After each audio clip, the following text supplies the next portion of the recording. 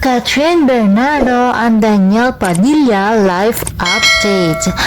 Sa isang Instagram post ni Miss Catherine Bernardo, ibinahagi nito ang ilang mga larawan at video na kung saan ay nag-e-enjoy ito kasama ang ilang mga kaibigan sa isang dinner.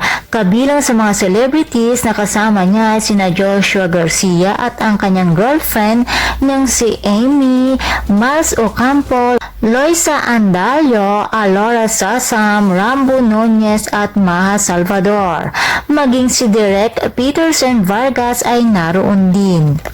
Super enjoy din ito na mag-bowling kasama sina Miles at Alora, na ayon sa mga ito ay tinawanan daw nila si Catherine dahil siya raw ang unang nag-ayang mag-bowling, subalit siya rin ang unang umayaw.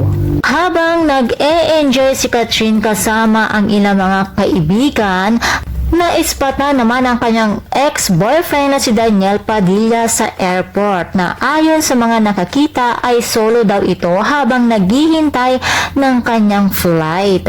Nakuhanan din siya ng video at litrato ng isang netizens at makikita ngang nakapila si Daniel sa immigration, at ayon dito sa Dubai daw ang destinasyon ng aktor. At ayon naman sa mga netizens ay tama lamang daw iyon na magpalamig muna si Daniel dahil kaliwat kanan ngayon ang mga binabatong intriga sa kanya. Kailangan daw muna niyang lumayo sa mga marites. Ouch! Daniel, see you in Dubai, charot. Marahil nga ay tama lamang na magbakasyon muna ang aktor. Samantala, sa isang post naman ng presidente ng marites ng bansa na si Sian Gaza, binanatan muli itong si Daniel Padilla na ayon sa kanya ang mga damit dito ay bawal isuot ni Daniel Padilla dahil ang mga brand ng damit ay Dax. Hay nako Sian, tigil-tigilan mo nga si Daniel, feeling perfect.